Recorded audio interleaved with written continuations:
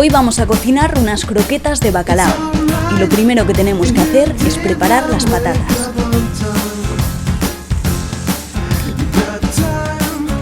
Las ponemos a hervir y después añadimos el bacalao.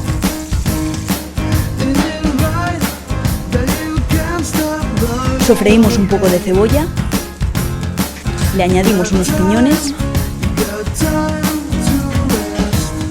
y lo aderezamos con pimentón. Sacamos el bacalao primero y machacamos la patata con el mortero.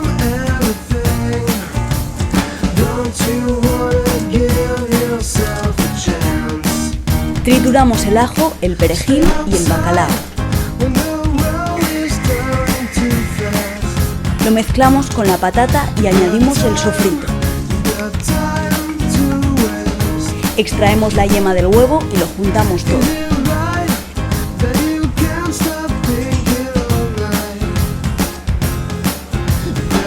Amasamos las croquetas.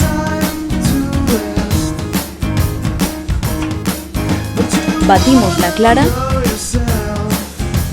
y la freímos con abundante aceite.